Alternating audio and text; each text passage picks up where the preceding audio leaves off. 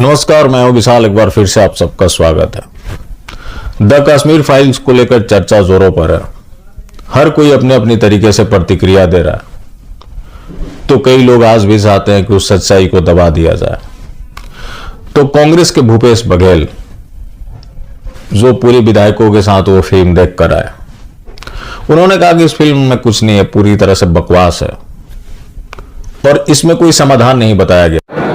जहां सामने कोई खड़ा तो पलायन कर जाते हैं, तो सामना नहीं करते। और इसीलिए हम ये पिक्चर देखें, देखने के बाद बता रहे हैं कि पिक्चर आधी अधूरी है, पूरी सच नहीं बताई गई है और उसे समाधान कुछ नहीं है।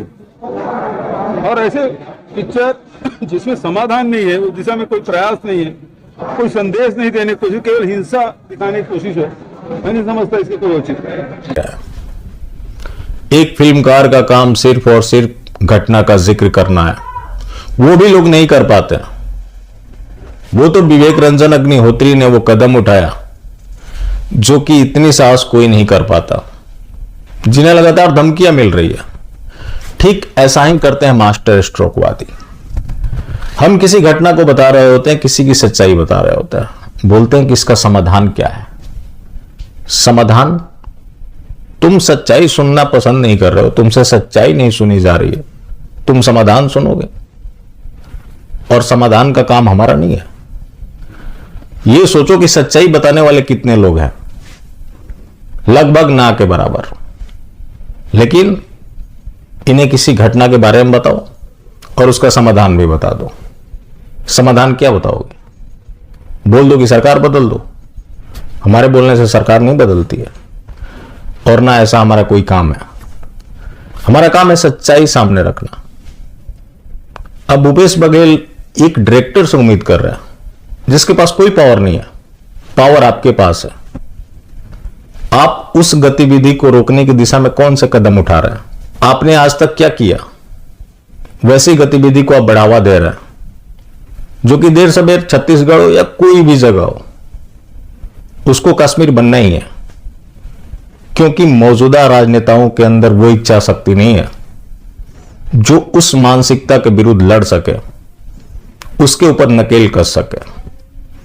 लेकिन जो फिल्म बनाता है उसी से उम्मीद किया जाएगा कि वो इनके सामने समाधान भी लाकर रख दे।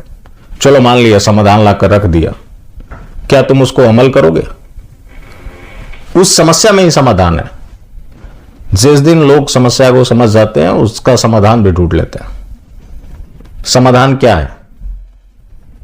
वो समस्या क्या थी? समस्या थी डेमोग्राफी चेंज का। किसी नेता के अंदर इतनी हिम्मत है जो कठोरता से जनसंख्या नियंत्रण कानून लागू कर सके? स्टेट भी चाहे तो लागू कर सकती है, क्यों नहीं भूपेश बघेल लागू कर रहे हैं? नहीं करेंगे, क्योंकि मजहबी रूठ जाएंगे। दूसरे है अशोक गहलोत। उनका फेसबुक पोस्ट वायरल हो रहा है। उन्होंने लिखा है कि उस समय जो हुआ सो हुआ, मतलब उसे भूल जाना चाहिए और इसके ऊपर चर्चा होने से खाई बढ़ेगी हिंदुओं और आसमानी लोगों के बीच में। इसका कोई फायदा नहीं है।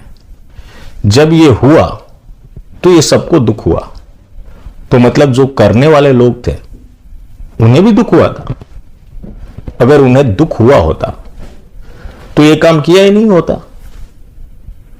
ये हिंसा आइडेंटिटी को लेकर थी कि सामने वाला मजहबी क्यों नहीं है। लेकिन अशोक गहलोत की माने तो उन्हें भी दुख हुआ होगा। अब अतीत को याद करने से कोई फायदा नहीं है। वर्तमान में जो हो रहा है उससे भी चलने दो। ठीक है, अतीत को लोग भूल जाएं, तो क्या वर्तमान अतीत से अलग है? और जो कम्युनिटी अपने इतिहास को भुला देती है, इतिहास उसको भुला देता है और वही इतिहास एक दिन खुद को रिपीट करता है। राजस्थान आज रेप कैपिटल बना हुआ है। किन लोगों के द्वारा किया जा रहा है?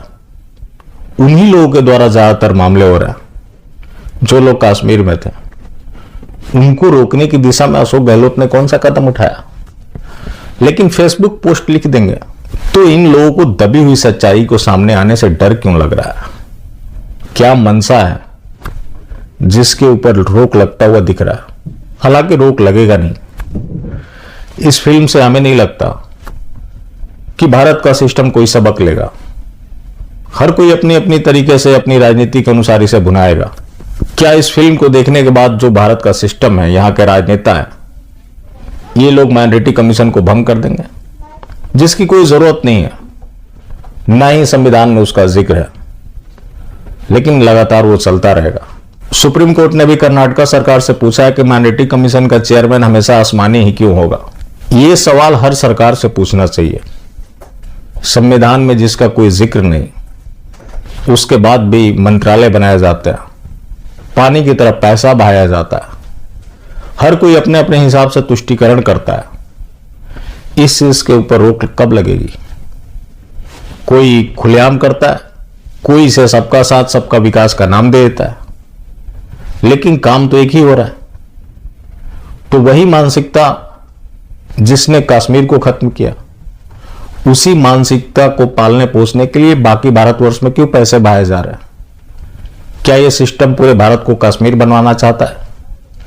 ये एक गंभीर सवाल है, और ये आपको जिस प्लेटफॉर्म से भी संभव हो अपने राजनेताओं से जरूर पूछना चाहिए। बाकी जिंदा रहें तो फिर मिलेंगे, और मिलते रहेंगे तो जिंदा रहेंगे। मिलना जुलना जारी रखा, लेकिन हाँ, मास्टर स्ट्रोक वादी बिल्कुल भी ना हो।